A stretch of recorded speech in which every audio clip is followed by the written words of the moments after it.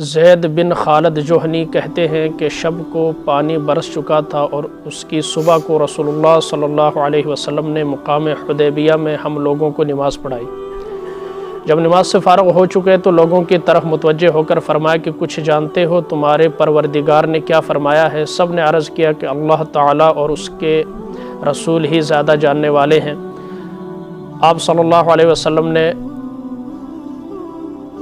فرمایا کہ آج صبح میرے بندوں میں دو فریق ہو گئے، ایک مومن ہو گیا اور ایک کافر ہو گیا۔ جس نے یہ کہا کہ اللہ کے فضل اور اس کی رحمت سے پانی برسا وہ ہم پر ایمان لایا اور ستاروں کا منکر ہوا، اور جس نے یہ کہا کہ فلاں فلاں ستارے کی وجہ سے پانی برسا وہ ہمارا منکر ہو گیا اور ستاروں پر ایمان لایا۔ کیونکہ مؤثر اس نے کس کو سمجھا؟ ستاروں کو۔ ٹھیک ہے، لائیو کال میں صبح صبح جی ساڑھی قسمت دسو، ٹھیک ہے، مجھے بھی کتنے کالیں آئیں جی بچہ باہر نہیں جا سکتا، آپ حساب لگائیں۔ میں نے کہا آپ نصاب پر آئیں، ہم حساب لگائیں گے۔ نصاب پر آپ نہیں آتے، حساب ہم سے لگواتے ہیں۔ لکیر چیک کرے جی۔ تو یہ پتھر پہننا اس لیے کہ یہ وہ مرض دور کرے گا نہیں۔ مؤثر حقیقی ہر چیز کے اندر کون ہے؟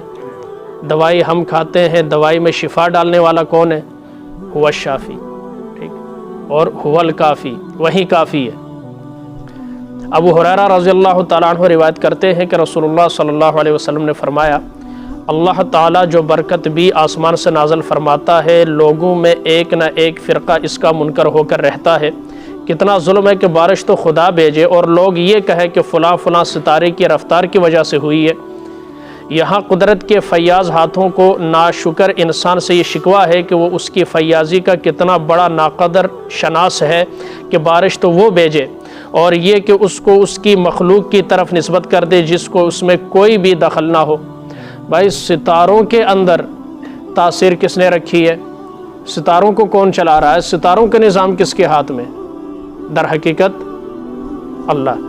واضح ہے کہ جہاں کوئی جماعت کسی مخلوق میں حقیقی یا خلاف واقع تاثیر کا اعتقاد رکھتی ہے وہاں شریعت اپنا لب و لہجہ سیاق تردید میں ذرا سخت کر دیتی ہے، کیونکہ معاملہ وحدانیت کا ہے نا، تو یہاں لہجہ ذرا سخت ہے۔ جیسا کہ زمانہ جاہلیت میں ستاروں کے متعلق عرب کا اعتقاد تھا کہ وہ محض اپنے اوہام کے بنا پر ان کو عالم کے بہت سے حوادث میں اس طرح مؤثر سمجھتے تھے جیسا کہ آج بہت سے ضعیف الاعتقاد مسلمان بزرگوں کو سمجھ لیتے ہیں۔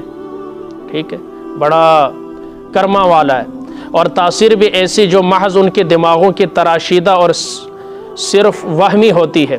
شریعت نے عالم اسباب میں اشیاء کے اسباب خود مقرر فرمائے ہیں مگر اس سے روکا کہ غیر سبب کو سبب یا سببیت کو بڑھا کر مؤثر حقیقی کے برابر بنا دیا جائے۔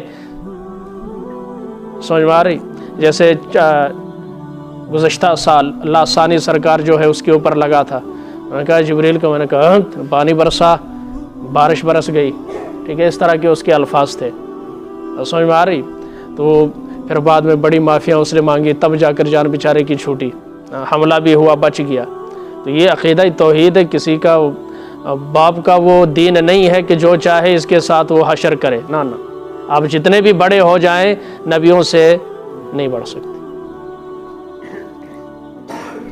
اس نے عالم میں ایک غیر مرتبط سلسلے کو ایک دوسرے کے ساتھ الجھا دیا ہے اور محض اپنی قدرت کاملہ سے ایک کا وجود دوسرے کے ساتھ وابستہ کر کے اسی کا نام عالم اسباب رکھ دیا ہے، اور بندہ کو یہ فہمائش کر دی کہ وہ اصل کار فرما اسی کی قدرت کو سمجھتا رہے۔ اسلام کی توحید اس تخلخل کو برداشت نہیں کرتی کہ کوئی شخص عالم میں ایک ذرہ کی جنبش میں یہ بھی قدرت کے سوا کسی اور کو حقیقتاً شریک سمجھے۔ اس کا ایک ایک ذرہ اسی کی مخلوق ہے اور اسی کی قدرت سے حرکت کرتا ہے۔ ہمارا یہ عقیدہ اور ایمان ہے کہ درخت کا پتا اللہ کے حکم کے بغیر گر نہیں سکتا، اور گر کر زمین تک آنے میں کتنی کروٹیں بدل سکتا ہے آج کی کوئی سائنس اسے شمار نہیں کر سکتی۔ اس کا بھی کس کو پتہ ہے؟ اللہ کو۔ زمین جب تک اللہ کا حکم نہ ہو فصل نہیں اگا سکتی۔ کتنے ایسے ہیں جن کو خسارہ ہوتا ہے، محنت پر ہوتا تو اگ جاتی نا، سب کی اگ جاتی، لیکن نہیں ہوتا۔ جب تک اللہ نہ چاہے بارش اس وقت ستارے کہاں، کتنے عرصہ ہو گیا بارش نہیں ہوئی، 5-6 ماہ بارش نہیں ہوئی، ستارے کہاں تھے؟ اور آج کل جو یہ اعتقاد ہے فلانے نے، یہ پوچھنا بھی بہتر کہ جو موسمیات علیہ کی دس دینے، اور لوگ اس کو پھر وہ سمجھ لیتے ہیں کہ اس پر یقین کرنا شروع کر دیتے ہیں۔ یہ غلط بات ہے۔ اللہ کی ذات ہے، جب کرے جتنی کرے وہ اس کی مرضی۔ مجھے اور آپ کو یقین کریں، مجھے اور آپ کو ایک دوسرے کا اتنا خیال نہیں، اللہ کو اپنی مخلوق کا اتنا خیال ہے۔ ہم کون ہوتے ہیں ایک دوسرے کو پوچھنے والے کہ کتنے، اتنی زیادہ ہو گیا، اتنا ہو گیا؟ جو کرتا ہے وہی کرتا ہے، سارا کائنات کا نظام اس کے پاس ہے۔ لہٰذا مؤثر حقیقی اللہ کی ذات ہے۔ اسباب کے درجے میں انگوٹھی بھی ہے، اسباب کے درجے میں دوائی بھی ہے، اسباب کے درجے میں بزرگوں کی دعائیں بھی ہیں، اسباب کے درجے میں یہ ساری چیزیں ہیں۔ ہیلے اور جو ہیلے سے وسیلہ بنتا ہے، تو یہ ساری چیزیں کس میں ہیں؟ اسباب کے درجے میں ہیں۔ در حقیقت مسبب الاسباب ایک اللہ کی ذات ہے۔ اللہ ہمیں اپنی ذات کا کامل یقین نصیب فرمائے اور بد اعتقادی سے اللہ ہر مسلمان کو محفوظ فرمائے۔